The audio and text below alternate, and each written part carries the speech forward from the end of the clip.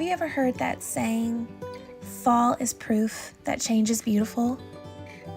Fall is characterized by cooler weather and vibrant leaves and joyful festivities, but it symbolizes change. And it teaches us that change is beautiful and necessary for growth. It's a gentle reminder to let go. Change is something we tend to fear, especially myself, but the truth is, God can use change to bring about a deeper faith and understanding of His will for us. Here's the wonderful part about all of that. God doesn't change. His character traits, such as love, mercy, kindness, justice, and wisdom, always exist in perfection. So as we cling to the last bit of leaves hanging from our trees, may we cling to God's unfailing love for us in this season. I know a lot of you endure heartache this time of year, but my prayer is that you find hope where things may seem hopeless. That's what this time of year is all about: hope, love, joy, and togetherness. Hey y'all, I'm Tabby. Welcome to my channel. Welcome to my kitchen. We do tons of decorating here on the channel, but I also like to throw in some home baking. And that's why today I'm going to be sharing with you 3 super easy and delicious potato side dish recipes that you can add to your weekly rotation for meal nights or take to Thanksgiving dinner. These recipes are going to be a side dish that everybody's going to keep coming back for, and you're going to bring home an empty dish every single time. Let's get to cooking. This recipe is called Caroline's Potatoes because I decided to name them after my sweet neighbor who made these for me one time, and I have been hooked ever since. As you can tell, the ingredients are already prepped and there's not many of them, so this is super easy to throw together. And I feel like it would be a great appetizer for Thanksgiving because people could just grab 1 or 2 of these to hold them over until lunch or dinner is actually served. So first, I'm just dipping these cut up pieces of potato in butter. Butter makes everything better, right? You could give these a light spray of olive oil or avocado oil if you want, but we're going to use butter. We're just prepping these and the oven is preheated to 375. We're going to put these in for a few minutes, but we're going to be watchful and make sure that they don't get too crispy, although we do like ours just a teensy bit on the crispier side. But at about 15 minutes or so, I always check and flip them over, and that's what we're doing here. As soon as I pressed record, it was like 10 times harder for him to flip a potato. I don't know what it is about being on camera and things being harder. It's always harder when someone's watching you do something, right? The most simplest tasks get so hard when there's eyes on you. Here I am taking our bacon that we made. You can use bacon bits, but I'm telling you, making your bacon is so much better than that. It's going to taste much better, but bacon bits will be great like if you're in a hurry or you're trying to make it even more easier. I am squeezing out every last drop of this squeezable sour cream and having a difficult time doing so. But it's sour cream, cheddar cheese. Grade your cheddar cheese. It's the best thing to do. I'm using Colby Jack here. Add your bacon and then your green onion.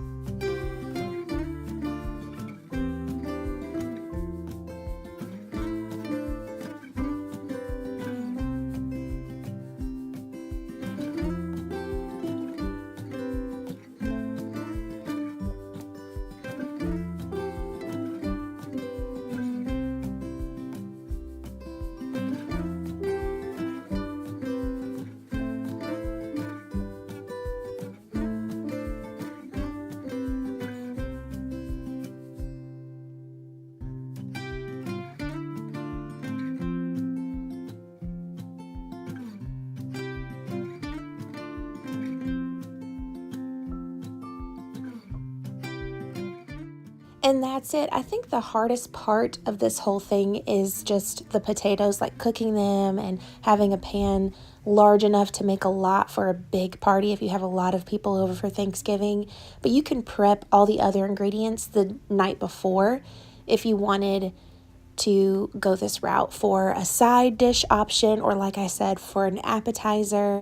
On this night, we had just boxed mac and cheese and barbecue chicken thighs, and this was super good, so I had to share. This next recipe is one that I filmed back in the summer, and I never put it in a video. I never shared it with you guys, and I really don't know why, because this side dish is a staple in our home. We love it. It's my husband's favorite. It's creamy, it's cheesy, it's hearty, it's warm, it's cozy. It's all the good things. And it would be perfect to bring to Thanksgiving because you can make as much or as little as you want. So now we're gonna make my creamy potatoes and broccoli. So these are the ingredients that I'm gonna be using today. I have a bag of frozen broccoli. Fresh broccoli is even better, so if you can get that, I definitely would. This is just what I had on hand. I have some golden potatoes. These are much better in my opinion for this recipe than the russet potatoes, but if that's what you have, you could just peel them. Make sure you peel them to use in this recipe. I have a packet of ranch seasoning and some mayo, and of course you can use whatever kind of mayo you want. I'm gonna use a few more seasonings to make it a little bit more flavorful, but if you just wanted to use the ranch seasoning and call it a day, that would be fine too. After you wash your potatoes, you are going to cut them into bite-sized pieces.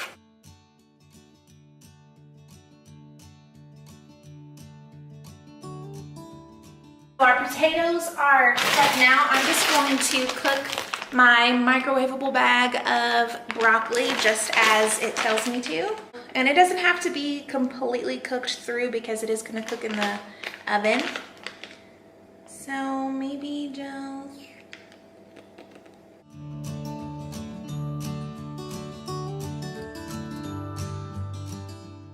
While that's cooking, I'm just gonna get a really large pan that I can put all of these ingredients in, and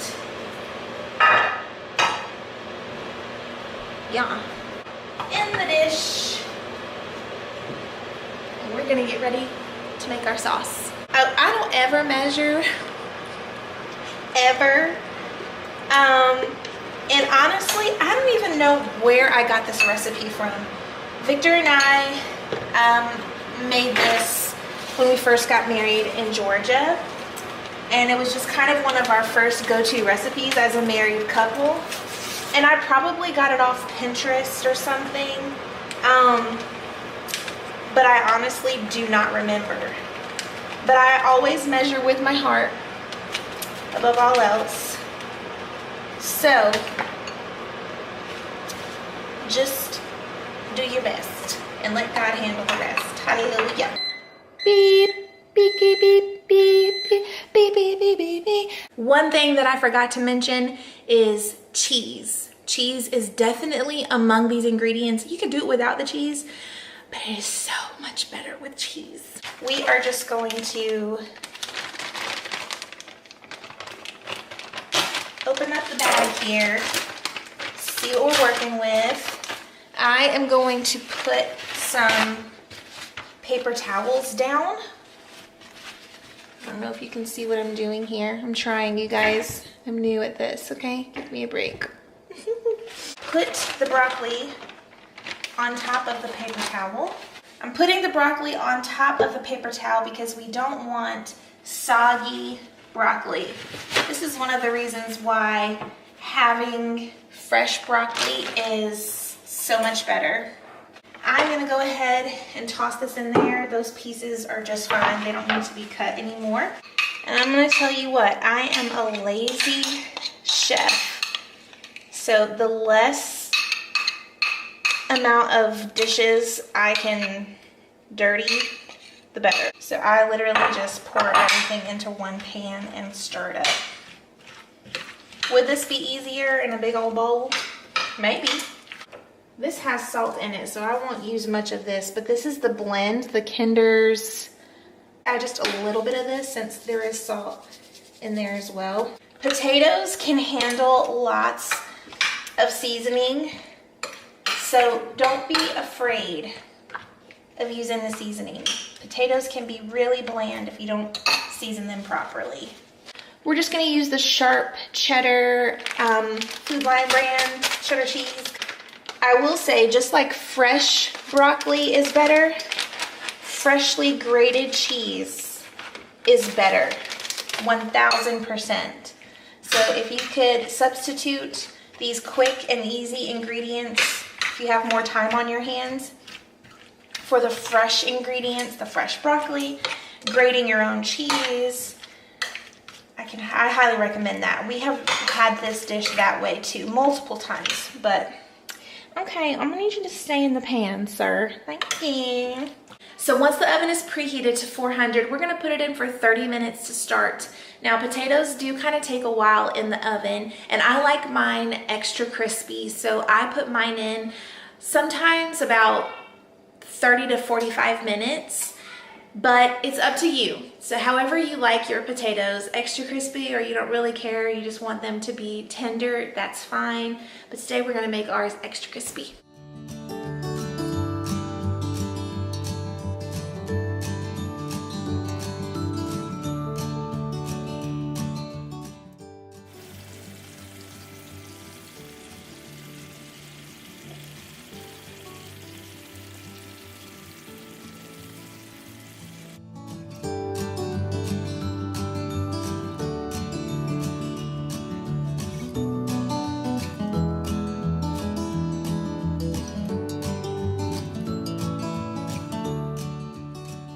Our last recipe is the perfect combination. If you like mac and cheese and you like potatoes, this right here will be your jam. Are we still saying that? My jam?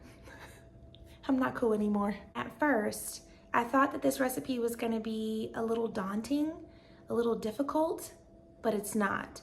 It's actually really simple. And there's one tool in the kitchen that makes it 10 times easier to make, and it's my cheese grater that has a special attachment. You'll see. Let's make our cheesy scallop potatoes. I didn't realize just how cheesy all these potato recipes were.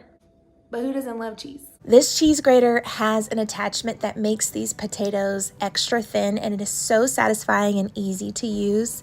Here's all the ingredients that we're going to be using for this cheesy, delicious sauce. Start by putting your olive oil in the pan with your onion and butter and garlic and cook that until it's nice and fragrant. And then you're going to start adding in your flour. And this is creating the roux for your sauce. So you want to make sure that you cook that flour down so that flour taste is no longer in there, stirring it very frequently, keeping an eye on it. And then you're going to stir in your heavy whipping cream and just keep doing that until it's nice and smooth. Now I'm just adding in my seasonings to give some extra flavor. I'm using salt and pepper, and then you're gonna add your cheese. I'm just eyeballing this, but the recipe is gonna be linked down below so that you can have the exact measurements that you'll need. Stir this until it's nice and incorporated, and it's gonna look, again, very smooth. And now we are going to assemble our scallop potatoes just by adding a base of sauce at the bottom and throwing those potatoes on top. Now, I did not add them in any special or perfect way. They're thin enough to where I knew that they were going to cook nicely regardless. So I just continued to add my layers until you finish that last final layer of cheese on the top, and you're going to cover it loosely and then cook it in the oven at 400 degrees for about an hour and 15 minutes. I took mine out after about an hour, took off the foil, and then cooked it without the foil for another 15 minutes just to get it nice and golden brown. Here were the scallop potatoes once they came out of the oven. They looked so good, and the hardest part was waiting on them to sit for a little bit before we cut into them. Oh my gosh, my mouth is watering just thinking back to this meal. It was the perfect summer dinner, and I was so happy to have our family over this night to enjoy it with us. We sat around the table and laughed and talked and just had the best time soaking up all these last minute summer memories. If you like this video, give me a big thumbs up and subscribe so you don't miss any more homemaking and decorating content. I'll see you around. Bye.